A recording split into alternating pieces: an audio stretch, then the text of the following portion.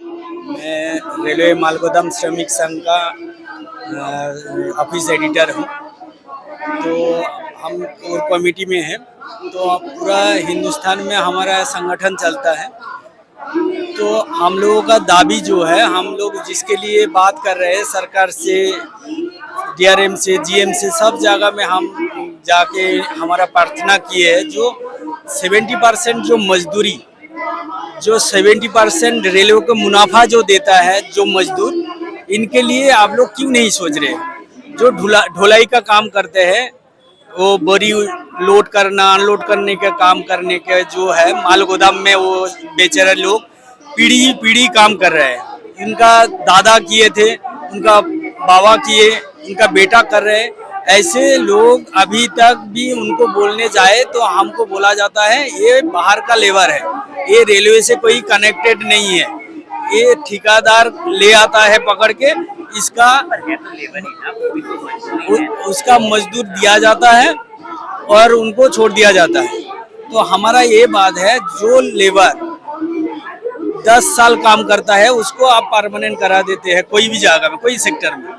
ये लेबर 50 साल से काम कर रहा है, उनका पीढ़ी पीढ़ी काम कर रहा है एक माल गोदाम में, तो इनको क्यों नहीं मान्यता मिलता है? ये बात हम लोग बार बार जाके करते हैं, मगर अभी तक इनका मान्यता कोई नहीं देने के लिए राजी हो रहा है। ना रेलवे से कुछ दाबी, इनको कुछ पत्र मिलता है, जो परिचय पत्र मिल जाए रेलवे से, जो ये रेलवे का ही मजदूर है, कुछ भी तो कुछ इसको लागू नहीं होता है। इन लोग काम करते हुए कोई एक्सीडेंट हो जाता है तो इनको कुछ मतलब कुछ नहीं मिलता है। ऐसे हमारे सामने ऐसे हुआ है, कोई मजदूर जाके काम करते हुए गिर गए हैं और उसका सिर में चोट लग गया और वो उधर ही स्पॉट डेड हो गए, मगर उनका लाश उठाने वाला भाई कोई नहीं आया। ठेकेदार बोल रहा है ये मेरा लोग नहीं है, क्योंकि वो उठाने आएगा तो उसको पैसा देना पड़ेगा, वो भाग गया उसका दायित्व छोड़ के। रेलवे बोल रहा है ये बाहर का है। ऐसे करके इन लोगों का कोई दायित्व नहीं लेगा तो इन लोगों का चलेगा कैसे?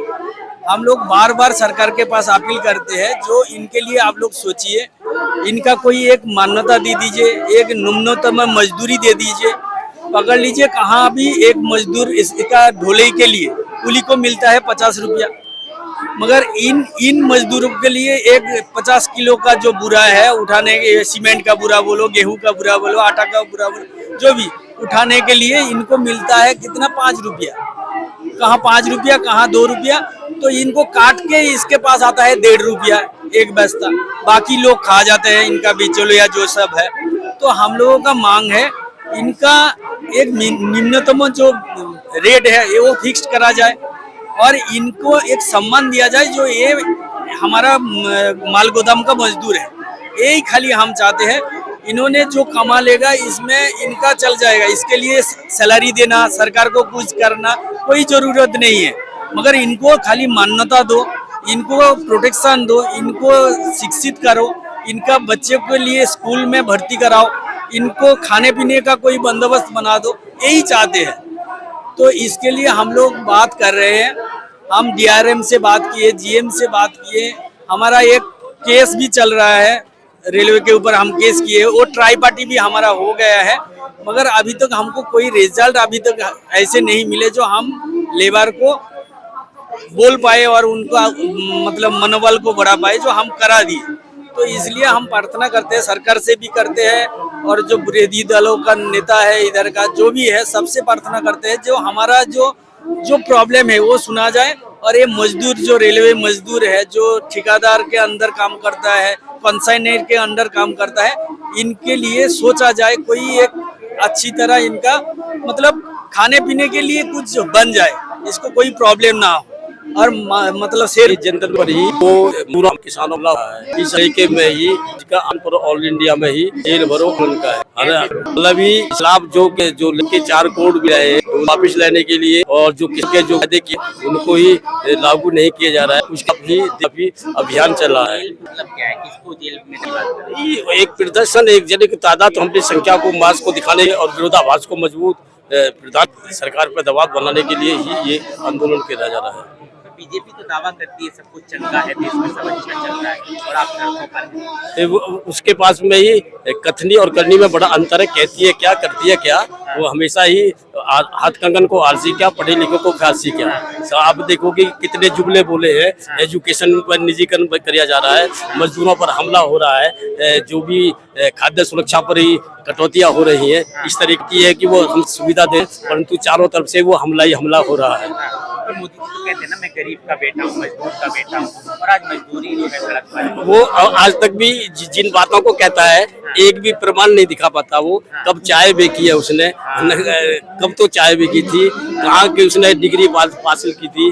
जब उसके कोई भी प्रमाण नहीं मिल रहे हैं तो वो उसके झूठों के अलावा और कुछ झूठ ही बोलता रहता है।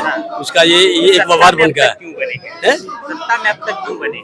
सत्ता में ही है कि जबकि को एक सरकार है चल रही थी, तो उनके पास में ही एक आक्रोश था। उसको ही जुमलेबाजी के धोखा बार बार आता है।